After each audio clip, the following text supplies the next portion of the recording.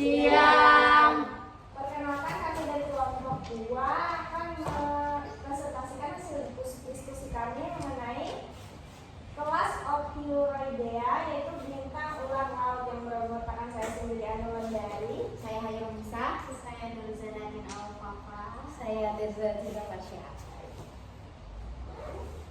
Yang pertama kita membahas apa itu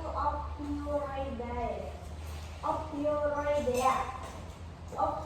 Ophiuroidea ini adalah kelas dalam film Echinodermata yang berkerabat dekat dengan bintang laut, bulu babi, keripan, dan lilin laut. Dikenal sebagai bintang ular karena lengannya yang panjang, ramping, dan fleksibel menyerupai ular. Mereka bergerak dengan menggerakkan lengan-lengan ini secara cepat. Dengan lebih dari 2000 spesies yang diketahui, Ophiuroidea ini menunjukkan adanya adaptasi luar biasa terhadap berbagai lingkungan laut, mulai dari zona intertidal hingga kedalaman abisal.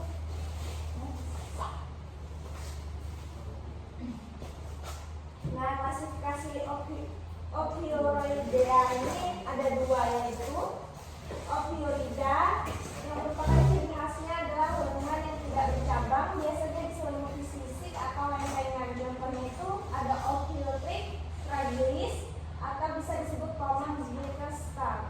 Kemudian yang kedua ada Euryalida, dikenal sebagai bintang keranjang atau basket stars karena lengannya yang bercabang-cabang dan dapat melilit. Contohnya itu ada Gorgonocephalus arcticus atau Arctic basket star. Baik, selanjutnya itu ada morfologi unik dari Ophiuroidea. Jadi, morfologi dari Ophiuroidea itu ada cakram sentral, yaitu bagian tubuh utama yang pipih dan jelas terpisah dari lengannya, berisi organ vital dan mulut di bagian bawah. Kemudian ada lengan fleksibel, 5 lengan atau kelipatannya hingga 7 pada beberapa spesies yang sangat lincah dan tidak memiliki alur ambulakral terbuka. Kemudian Ophiuroidea ini tidak memiliki anus. Sisa makanannya itu dikeluarkan melalui mulut yang juga berfungsi sebagai anus. Kemudian ada kaki tabung tanpa pemisah, digunakan untuk makan, merasakan, dan kadang bergerak, bukan menempel seperti bintang laut. Kemudian ada sistem anatomi dari Ophiuroidea. Yang pertama itu ada sistem pencernaan, kantong lambung sederhana dalam cakram sentral, itu tidak ada usus atau anus, makanan masuk dan keluar melalui mulut. Kemudian ada sistem reproduksi, umumnya monoporistik atau individu jantan dan betina itu terpisah, pembuahannya eksternal, lalu ada larva planktonik. Kemudian ada sistem saraf, cincin saraf di cakram sentral dengan saraf radial yang membentang di setiap lengan, tidak ada otak terpusat. Kemudian yang terakhir itu ada sistem peredaran air, jaringan saluran berisi air yang digunakan untuk pergerakan kaki, tabung gas, dan pertukaran gas.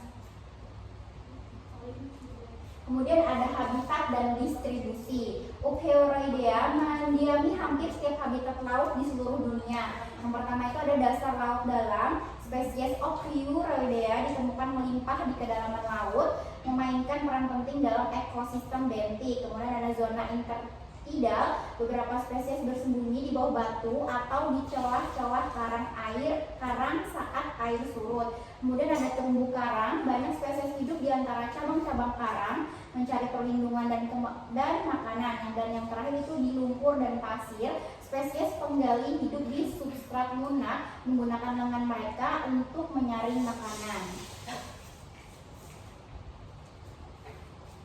Baik, pada slide selanjutnya itu ada perilaku dan ekologi.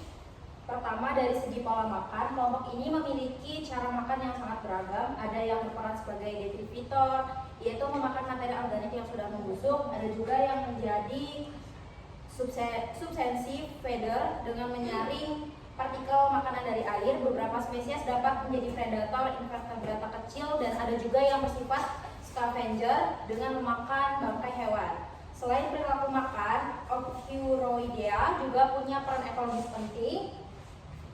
Mereka berfungsi sebagai pengurai yang membantu mendaur ulang nutrisi di dasar laut. Mereka juga menjadi sumber makanan bagi berbagai hewan laut seperti ikan dan krustacea. Selain itu, keberadaan dan kelimpahan mereka dapat menjadi bioindikator untuk mengetahui kesehatan ekosistem laut.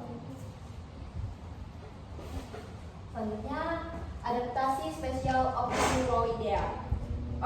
Ophiuroidea memiliki beberapa adaptasi yang luar biasa yang membantu mereka bertahan hidup. Pertama, mereka mampu melakukan regenerasi lengan dengan cepat. Ini membuat mereka bisa selamat dari serangan predator atau kerusakan fisik. Kedua, mereka memiliki gerakan yang sangat fleksibel sehingga mereka bisa bergerak lebih cepat dibandingkan kerabat dekatnya seperti bintang laut. Beberapa spesies laut dalam juga memiliki kemampuan bioluminesensi, yaitu menghasilkan cahaya sebagai mekanisme pertahanan maupun komunikasi. Selanjutnya ada ancaman dan konservasi. Walaupun memiliki banyak peran penting, Ophiuroidea juga menghadapi berbagai ancaman, yaitu perubahan iklim meningkat, suhu dan pengasaman laut, polusi seperti sampah plastik dan bahan kimia sangat berbahaya bagi mereka, penangkapan ikan berlebihan, merusak habitat mereka, dan pengerukan dasar laut, menghancurkan komunitas bentik tempat mereka hidup. Untuk menjaga kelestariannya, beberapa upaya konservasi dapat dilakukan seperti penelitian ilmiah penting untuk memahami biologi dan ekologi mereka. Kawasan konservasi laut perlu melindungi habitat kritis mereka. Edukasi publik juga diperlukan agar masyarakat menyadari pentingnya organisme ini. Terakhir, yaitu pengurangan polusi dan pengelolaan limbah dapat membantu menjaga habitat mereka tetap sehat.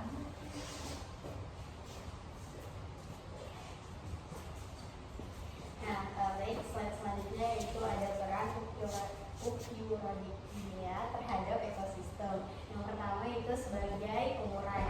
Bintang ular laut makan sisa-sisa organisme mati, bangkai dan juga bahan organik di dasar laut untuk membantu proses penguraian dalam menjaga kebersihan dasar laut. Yang kedua yaitu menjaga keseimbangan populasi plankton dan juga mikroorganisme.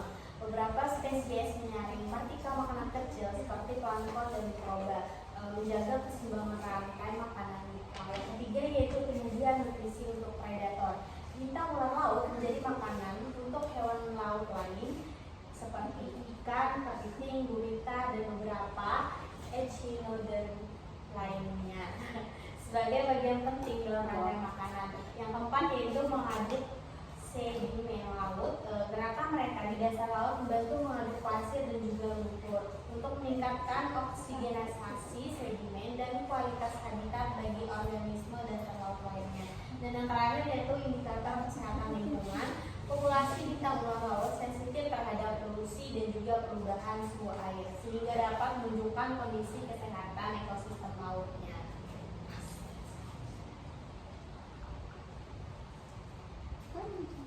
Manfaat Ophiuroidea untuk manusia ada 3, yaitu yang pertama sebagai potensi dalam bidang farmasi dan juga medis. Penelitian menemukan bahwa jaringan tubuh bintang ular laut ini mengandung senyawa bioaktif seperti saponion dan juga steroid glikosida, berpotensi digunakan dalam pengembangan obat anti kanker dan juga antibakteri dan antivirus. Yang kedua yaitu objek penelitian ilmiah. Bintang ular laut digunakan sebagai model penelitian untuk mempelajari regenerasi organ dan juga lengan.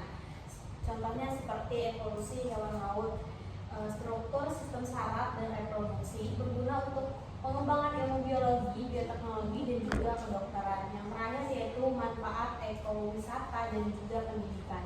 Spesies yang indah dan unik sering menjadi daya tarik wisata selam dan juga snorkeling untuk meningkatkan ekonomi daerah, wisata dan edukasi tentang konservasi laut. Nah, jadi kesimpulan materi pembelajaran kami pada hari ini yaitu Ophiuroidea atau bintang ular laut berperan penting dalam menjaga kesehatan ekosistem laut. Sebagai detritivore, organisme ini membantu menguraikan sisa-sisa makhluk hidup sehingga dasar laut tetap bersih dan juga seimbang nutrisinya. Kemampuan mereka menyaring partikel kecil juga membantu mengatur populasi plankton dan juga mikroorganisme. Selain itu, Bintang ular laut menjadi sumber makanan bagi berbagai predator laut sehingga mendukung rantai makanan.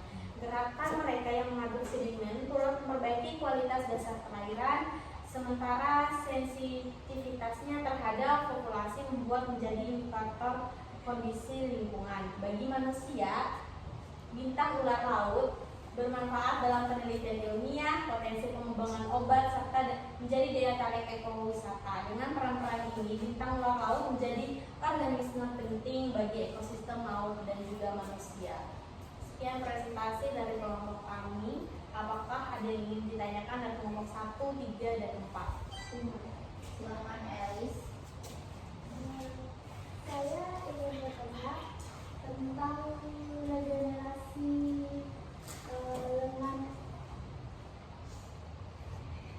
lengan Epiuroidea. Nah, jika terjadi kerusakan lengan pada Epiuroidea, bagaimana proses regenerasinya? Baik, kami tampung dulu. Selanjutnya, ya Paulina dulu ya, Fatma. Mohon maaf. Baik, saya dari kelompok kedua ingin bertanya, mengapa lengan dari Epiuroidea ini dikatakan sebagai lengan yang fleksibel? Baik, terima kasih Pak Pau. Selanjutnya Fatma. Baik, saya pendiri perwakilan dari kelompok 1 ingin bertanya. Saya ingin bertanya bagaimana mekanisme Epiuroidea ini ketika menghadapi predator. Baik.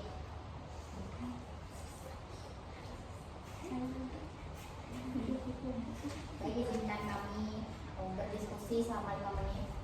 1 menit.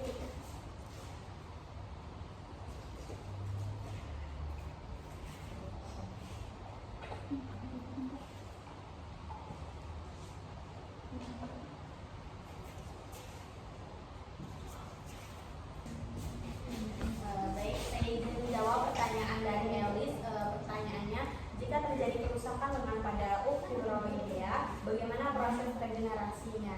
Nah, Epiuroidea itu dapat meregenerasi lengannya dengan membentuk jaringan baru dari lukanya. Sel-sel di area luka membentuk blastema, kemudian berkembang menjadi jaringan dan juga struktur lengan baru sehingga tumbuh kembali menjadi sempurna. Benar bisa dipahami? Bisa. Terima kasih.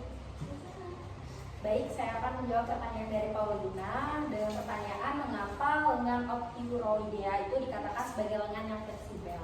Jadi lengan Epiuroidea itu dikatakan fleksibel karena tersusun dari rangkaian osikel kecil yang berbentuk lempengan yang dihubungkan oleh sendi-sendi bergerak. Struktur ini membuat lengan mereka dapat menekuk, melengkung, dan bergerak sangat cepat tanpa mudah patah. Gitu. Apakah dapat diterima, Paulina? Iya.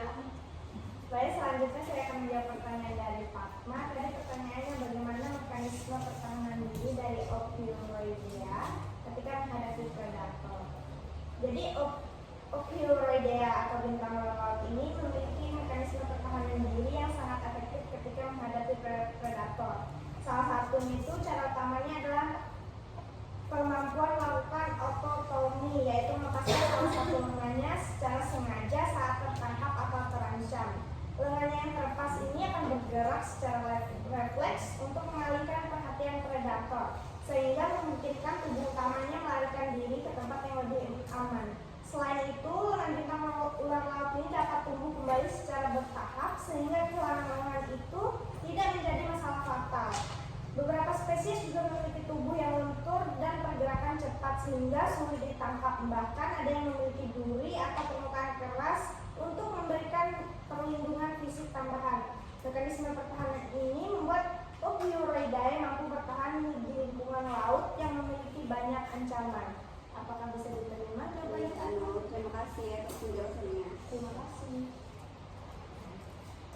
Baik, sekian presentasi dari kelompok kami ucapkan terima kasih.